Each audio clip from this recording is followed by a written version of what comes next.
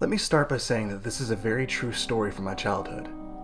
And if you visit the big library in the Nottingham City Centre and check out their newspaper records, you will actually find information about the events detailed here. This story takes place around 15 or 16 years ago. I was just 7 years old, and my cousin Dale was around 9, maybe 10. He was staying with me while his mother was away looking after a sick relative. Since I was an only child, I didn't have many toys, and my Sega Genesis was busted.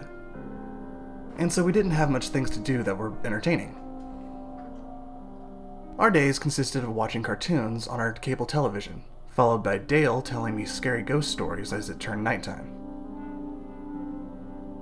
My mother, sympathizing with us, and wanting us to do something more active, decided to purchase a pair of walkie-talkies for us to play with. We had fun with them, journeying to a neighboring Strally village and hiding far apart in the woods, while the other person would try to find them by using the walkie-talkie. Since we were quite young, however, we weren't allowed out of the house for very long, and so we had to be home by 5. We returned home later, about 6, and had our dinner. By this time it was around 7 p.m. We decided we would call it a night and packed all our toys away and got ready for bed. However, we didn't pack the walkie-talkies away. Dale was staying in the spare room, and I had my room. And so we planned to talk to each other through the walkie-talkies until we fell asleep. That's when we heard the thing that would change us forever. It was around 11 at night, and we had been telling ghost stories over the walkie-talkies for hours. All of a sudden, while Dale was telling me a story about a monster that supposedly haunts the same woods we had been at earlier in the day, his voice was cut off and replaced with the usual static noise the walkie-talkies produced when the talker had accidentally let go of the button he used to speak. I waited for a few seconds for Dale to carry on speaking, when I heard a faint mumble coming from the small speaker. That's odd, I thought.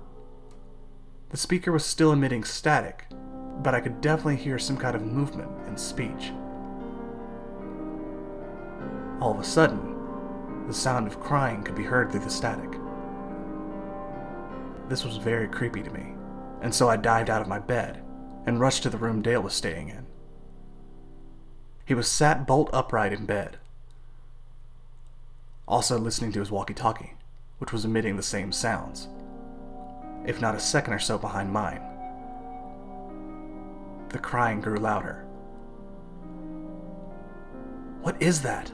Dale asked. "I thought you were playing a prank." When I told him I wasn't, his face dropped. He switched his off. The sound still emitted from the walkie-talkie I was holding in my hand, making it impossible for my walkie-talkie to be picking up sound from his.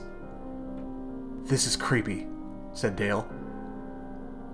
The crying and mumbles through the static seemed to get slightly clearer and louder. I switched mine off too and went back to bed. All kinds of ideas were flowing through my head. Perhaps I was picking up the sounds of the afterlife. Perhaps my walkie-talkies were simply broken and producing weird noises that just sounded like crying and mumbling. I tried not to think anything of it and went to sleep. I was awoken the next day by a massive bang which seemed to be coming from downstairs. It was around 6 in the morning, and I rushed downstairs to find my mother and cousin Dale looking out of the living room window at our neighbor's house next door.